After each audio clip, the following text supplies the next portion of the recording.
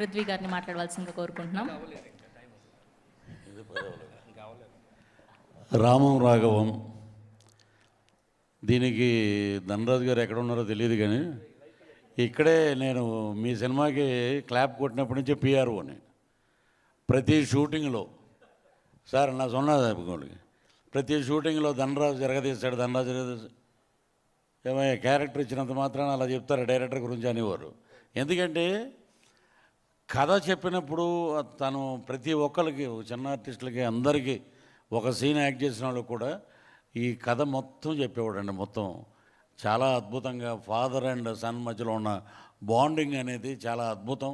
తను ఏదైతే చెప్పాడో దానికి రెట్టింపు తీసాడు తను.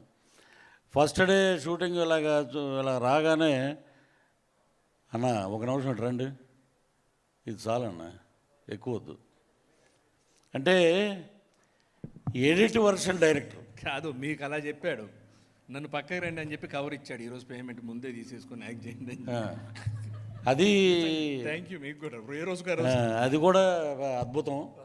ఇక్కడ మన పృథ్వీ పోలవరపు గారు కానీ ఇంకొక మా భక్తుడు ఒక ఆయన ఉన్నాడు. ఆయన ఎప్పుడు చూసినా వెంకటేశ్వర స్వామిలా కనపడేవాడు ఆయన, ప్రభాకర్ గారు అనుకుంటా.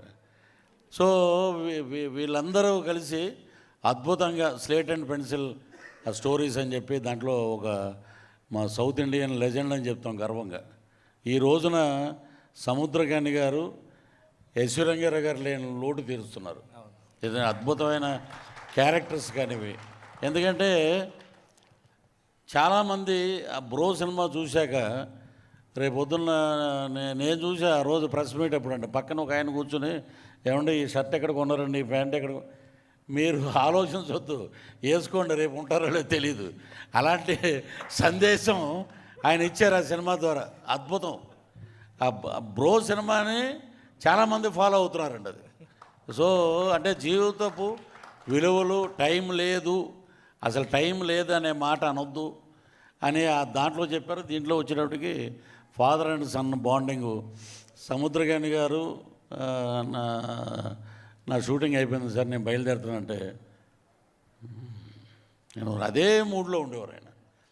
కానీ మా ధనరాజు కూడా ధనరాజు అన్న అలాగే అన్న అనేవాడు పాపం. ఎంత అసలు మా ఒక క్యారవాన్లు కానీ అమలాపురంలో షూటింగ్ చేస్తుంటే ఒక పెద్ద హీరో షూటింగ్ చేసినట్టు ఆ ఫెసిలిటీస్ కానీ ఆ కవర్లు కానీ అద్భుతంగా ముందే ఇచ్చేయటం. అది మీ స్లేట్ అండ్ పెన్సిల్ ఏంటంటే ముందే రేపొద్దున క్యారెక్టర్ అనుకున్నప్పుడే కవర్ వచ్చేస్తుంది అది. సో ఇలాంటి అద్భుతమైన వ్యక్తుల మధ్య ఇప్పుడు ఇంతకుముందు మా రైటర్ గారు చెప్పారు కథల గురించి, ఫాదర్ గురించి.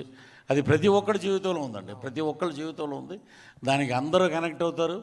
నిజంగా ఇది 21వ తారీఖున అద్భుతమైన హిట్ అండి సినిమా. ఇది రాసి పెట్టుకోండి. ఇది Tamil, Telugu super duper hit. Dhanraj గారు ఇక రేపు పొద్దున ఏ లాంగ్వేజ్లో దీన్ని డబ్ చేస్తారో తెలియదు కానీ అద్భుతమైన బాండింగ్ ఉన్నాయి. ఇంకోటి నాకు అక్కడ అనిపించింది, ఆ ప్రొఫైల్ చూస్తే ఒక చిన్న థాట్ ఊరికిన సరదాగా, మా తాడేపల్లిగూడెం నుంచి సముద్రకాని గారు పారిపోయి చెన్నై వెళ్ళిపోయారు, ధనరాజు ఏమో హైదరాబాద్ వచ్చాడు. ఇద్దరు ఆ ప్రొఫైల్ చూడండి, ఫాదర్ అండ్ సన్ లాగానే ఉన్నారు, కలిసి యాక్ట్ చేస్తున్నారు. అంత బాండింగ్ వాళ్ళిద్దరూ. ఒక డైరెక్టర్గా కథ చెప్పడం కాదు, ఆయన యాక్సెప్ట్ చేయడం గొప్పతనం, అద్భుతం. సో ధనరాజుని ఇన్స్పిరేషన్గా తీసుకుని రేపు పొద్దున్న చాలామంది యువ దర్శకులు కథలు పట్టుకునే ప్రొడ్యూసర్ల దగ్గరికి వస్తారు. అంతకుముందు సురేష్ ప్రొడక్షను ఇక్కడ చెప్తే మనం సక్సెస్ అవుతాం అనుకున్నాం. ఇప్పుడు పృథ్వీ పోలవరపు గారి దగ్గరికి వస్తారు. అది మీ గురించే అంది. ఇంతకుముందు మీకు భాగ్యం ఉన్నాం, అది ఏంటనేది మీకు తెలుసు. అది ఆయన కూడా జై శ్రీమన్నారాయణలో ఉంటాడు కానీ కథ చెప్పేటప్పుడు మటుకు ఇదండి మీ క్యారెక్టర్, ఇదిగోండి కవరు. సో ధనరాజ్, నువ్వు పడిన కష్టం, నీ ఎదుగుదల, నీ కష్టం చూసిన వాళ్ళు మేమందరం, ఒక సంవత్సరం లేట్ అయినా ఒక సంవత్సరం ముందైనా ధనరాజు ఎలాంటి కొలిమిలోంచి బయటకు వచ్చాడు. అద్భుతం నీ యొక్క జర్నీ.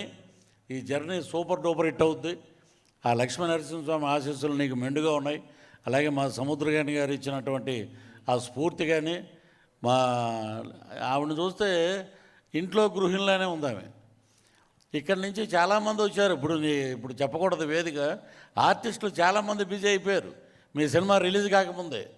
సో అక్కడ సుబ్బారావు గారి భార్య అండి ఏదో అని అంటది F3 సినిమాలో, ఆమె బిజీ. సో ఇలాగా ఎంతోమంది కళాకారులకు అవకాశం ఇచ్చారు. కాబట్టి ఈ సినిమా సూపర్ డూపర్ హిట్ అవుద్ది. కవర్లు రెడీ చేసుకోండి. 21వ మళ్ళీ తారీఖున ఇస్తారా ఏంటి? ఇంకా కవర్లు రెడీ చేసుకో. Success meet.